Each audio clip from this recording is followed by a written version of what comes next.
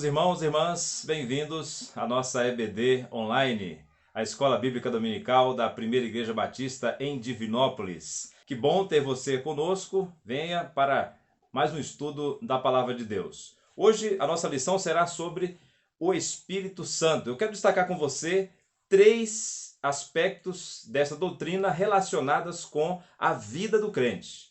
Em primeiro lugar, eu quero destacar com você sobre a visão cristã de Deus. É preciso introdutoriamente falar com você um pouco sobre a visão cristã de Deus, que, é claro, nós recebemos através da interpretação da palavra de Deus, da Bíblia Sagrada.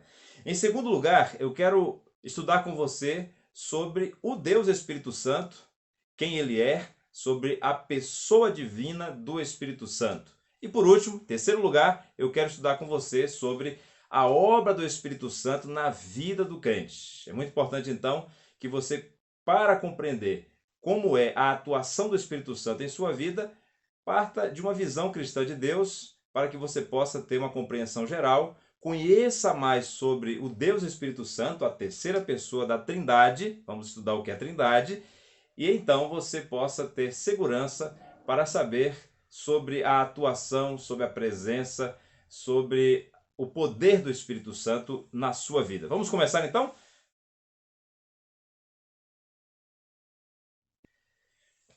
Então, primeiro nós precisamos começar a conversar sobre a visão cristã de Deus. Entender que Deus se revelou.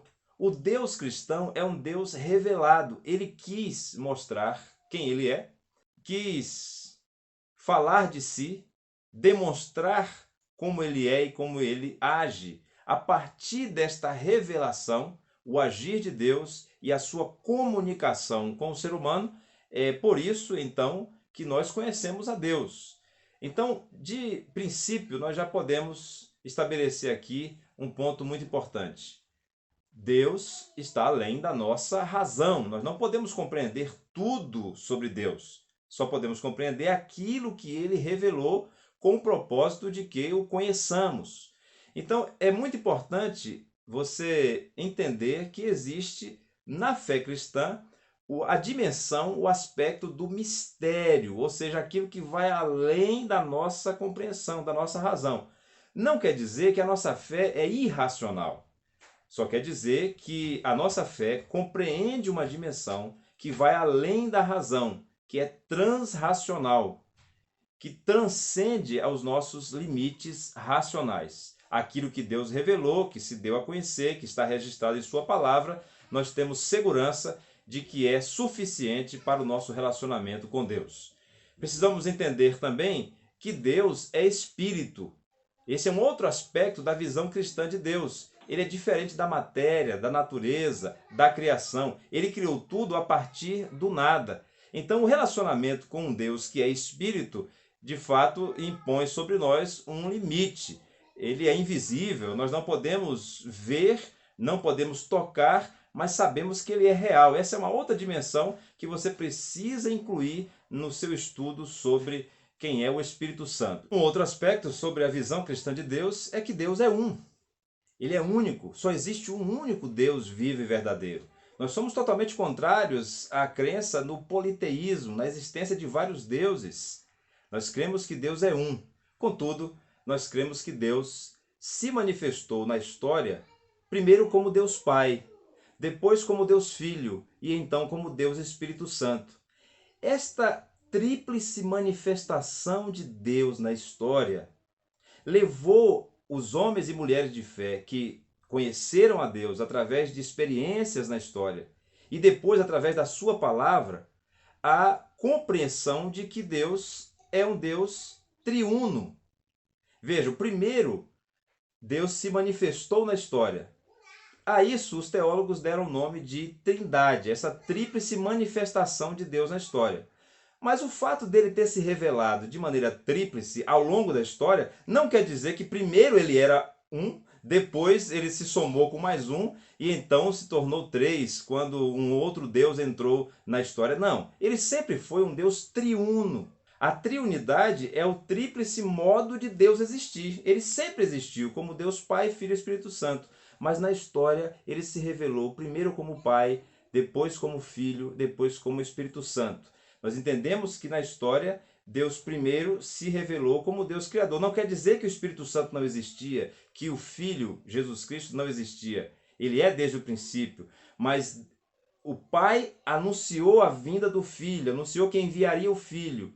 E o Filho, uma vez que veio e cumpriu a sua missão, anunciou que enviaria o Espírito. Foi então, já depois da igreja ter nascido, depois da era da igreja, que o Espírito Santo passou a ser conhecido como pessoa da Trindade, uma pessoa divina. Eu disse que primeiro precisaríamos revisar rapidamente qual seria a visão cristã de Deus, para termos aqui um ponto de partida comum. A visão cristã de Deus é de que Deus é um Deus revelado, nós só conhecemos aquilo que ele revelou. O que ele revelou é suficiente, está na sua palavra, e a sua palavra nos revela que ele é um Deus espírito e que ele é um único Deus. Mas esse único Deus sempre existiu como uma única substância, mas em três pessoas distintas. De modo que Pai, Filho e Espírito Santo formam uma unidade. Essa é a visão cristã de Deus. Vamos agora estudar um pouco sobre o Deus Espírito Santo, que é o foco da nossa lição de hoje. Eu quero convidar você a abrir a sua Bíblia em Gênesis, capítulo 1, versículos 1 e 2. Gênesis 1, 1 e 2 diz: No princípio criou Deus os céus e a terra. A terra, porém, estava sem forma e vazia.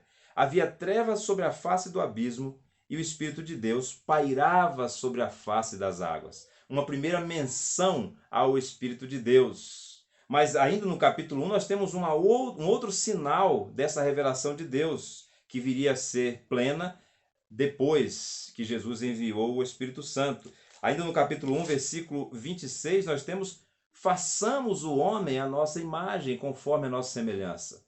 Aqui nós encontramos, por exemplo, uma pista de que a Trindade já está agindo no ato da criação também do ser humano. Mas a palavra de Deus, de um modo geral, vai progressivamente apresentando a presença do Espírito Santo na Trindade Santa, vai mostrando que o Espírito Santo é uma pessoa divina, a ponto de, em Efésios, capítulo 4, versículo 30, nós vemos o apóstolo Paulo falar de forma bem mais clara e bem mais direta que o Espírito Santo é uma pessoa. Efésios 4, 30 vai nos dizer assim: e não entristeçais o Espírito de Deus, no qual fostes selados para o dia da redenção. Aqui você percebe que a palavra de Deus progressivamente vai apresentando o Espírito Santo como a pessoa divina que age na história desde a criação, mas também age na vida do crente. É preciso você me acompanhar agora numa comparação entre a revelação do Espírito Santo no Antigo Testamento e no Novo Testamento. Então, primeiro, no Antigo Testamento, nós encontramos, como eu disse, Deus Pai anunciando que enviaria o Deus Filho. Essa promessa está desde o início e vai se fortalecendo, se confirmando, se consolidando. E a presença do Espírito Santo no Antigo Testamento, ela se dá de uma forma restrita. Em alguns momentos da história nós vemos o Espírito Santo agindo. Essa ação do Espírito Santo é uma ação temporária com algum propósito específico. Então a presença do Espírito Santo no Antigo Testamento é restrita a alguns líderes do povo, algumas pessoas, temporariamente com um propósito específico. O que muda sensivelmente e definitivamente no Novo Testamento, quando a presença do Espírito é uma presença democrática e uma presença que é abrangente na vida de todos os crentes e em toda a vida cristã. Eu quero então ler com você um texto muito importante do Antigo Testamento e depois a sua confirmação como profecia no Novo Testamento. Então, primeiro eu quero convidar você a abrir a sua Bíblia em Joel. Joel, capítulo 2, versículos 28 e 29. Joel 2, 28 e 29. E acontecerá depois que derramarei o meu espírito sobre toda a carne, vossos filhos e vossas filhas profetizarão, vossos velhos sonharão, e vossos jovens terão visões. Até sobre os servos e sobre as servas derramarei do meu espírito naqueles dias. Agora veja o cumprimento desta profecia em Atos dos Apóstolos, no capítulo 2, Atos capítulo 2, você vai encontrar o cumprimento dessa profecia nos versículos 16 e 18. O apóstolo Pedro está pregando um sermão no dia de Pentecostes, no dia do cumprimento dessa profecia de Joel, e ele diz o seguinte: mas o que ocorre é o que foi dito por intermédio do profeta Joel. E acontecerá nos últimos dias, diz o Senhor, que derramarei do meu espírito sobre toda a carne, vossos filhos e vossas filhas profetizarão, vossos jovens terão visões e sonharão vossos velhos. E ele segue citando o livro do profeta Joel.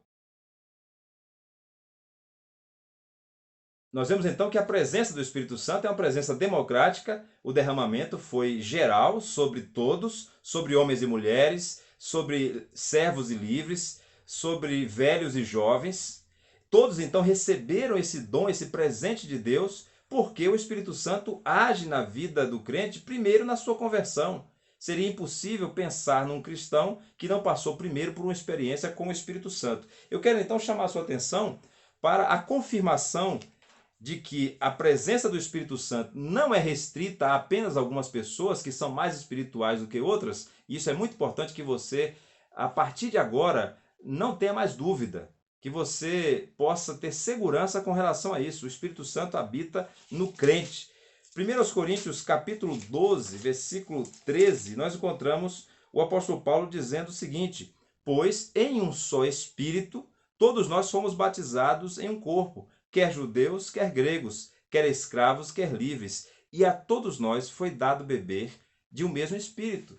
Veja que aqui o apóstolo Paulo está usando algumas figuras, algumas ilustrações para mostrar que o derramamento do Espírito foi geral, foi sobre todos aqueles que creram em Cristo. Ele usa aqui a figura do batismo, do mergulho, da imersão no Espírito Santo, na vida do Espírito, na dimensão do Espírito. E fala também do Espírito Santo como sendo a água que foi dada a beber por todos aqueles que creram em Cristo Jesus.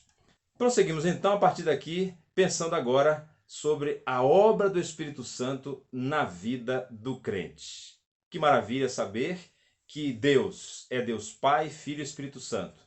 O Deus Pai Criador, o Deus Filho Salvador e o Deus Espírito Santo Santificador. Preste muita atenção nisso. Seria impossível pensar a vida cristã sem a presença do Espírito Santo.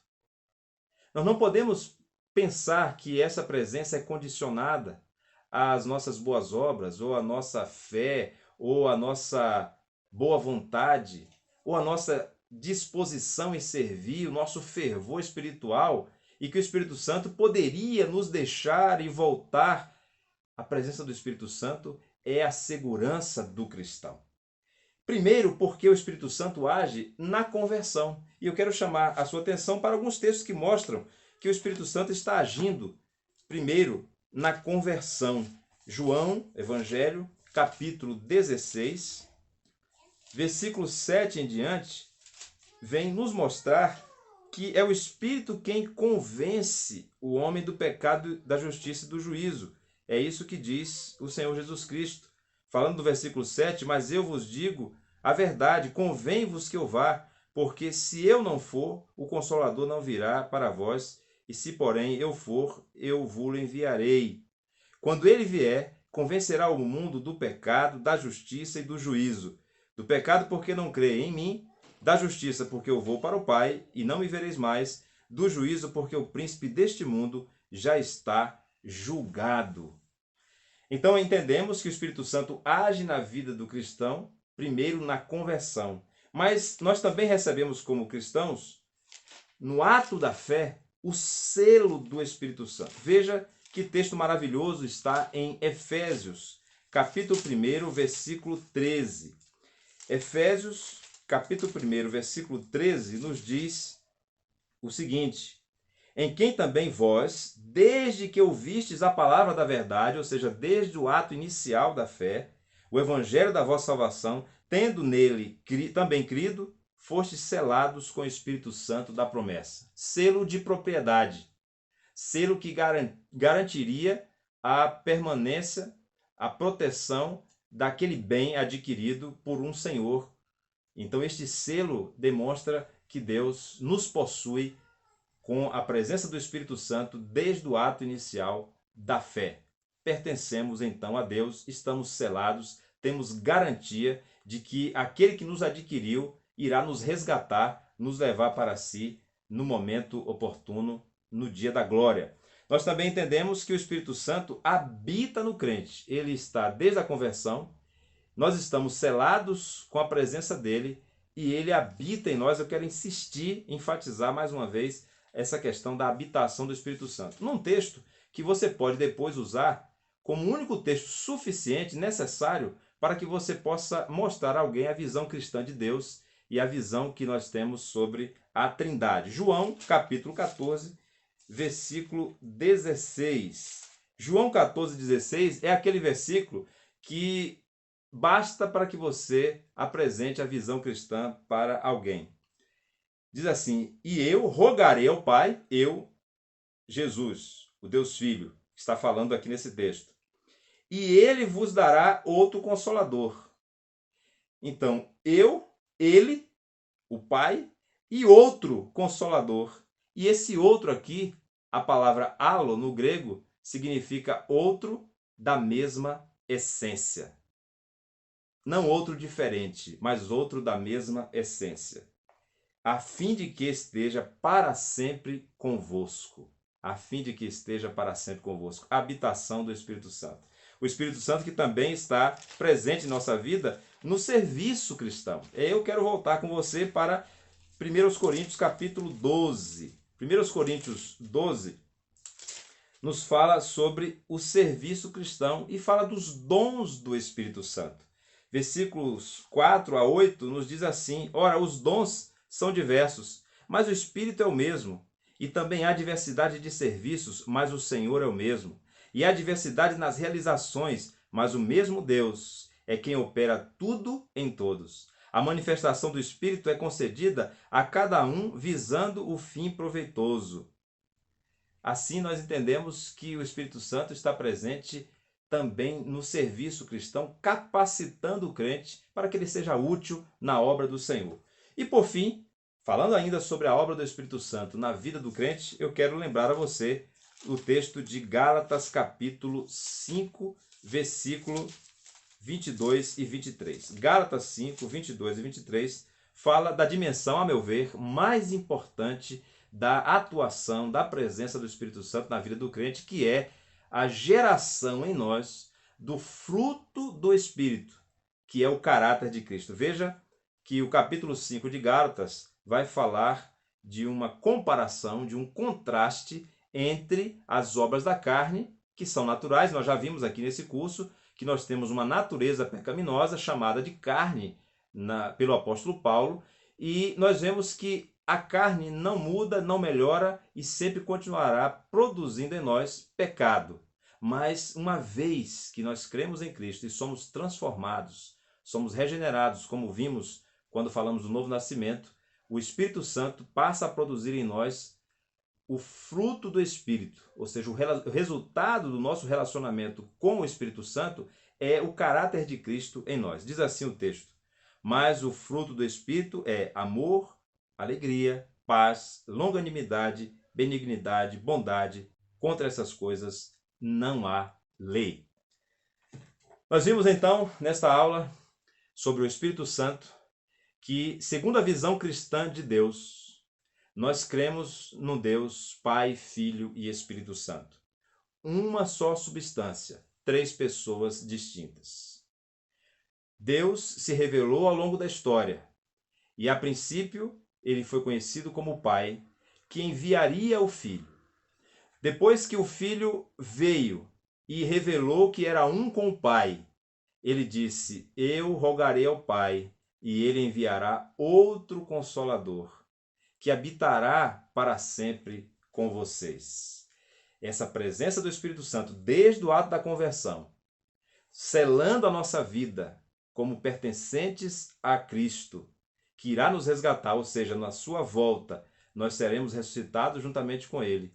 Nos dá ânimo, nos motiva e nos capacita para servir, com os dons que o Espírito Santo nos concede, mas, sobretudo, para testemunhar de Cristo, com o fruto que o Espírito Santo produz em nós, que é sobrenatural. Não é natural. Natural é a carne, o pecado. Mas a presença do Espírito em nós gera o fruto que é as qualidades do caráter de Cristo somadas pela sua presença em nós, pelo nosso relacionamento com Ele, com características, com evidências, como o amor, a alegria, a paz, a longanimidade ou a paciência, a benignidade ou o fino trato com o próximo, o bem-querer do outro, o domínio próprio, a fidelidade, a mansidão, são características que se somam no caráter de Cristo, que é compartilhado por nós pela presença do Espírito Santo. Que bom poder estudar essa doutrina maravilhosa com você, e eu quero concluir deixando 3 perguntas para que você possa continuar o seu estudo. Em primeiro lugar, eu quero lhe perguntar: qual a visão cristã de Deus? Como a palavra de Deus ensina sobre o ser de Deus e a sua revelação? Segunda pergunta: qual a diferença da revelação do Espírito Santo no Antigo Testamento e no Novo Testamento? Como o Espírito Santo se revela no Antigo Testamento e no Novo Testamento?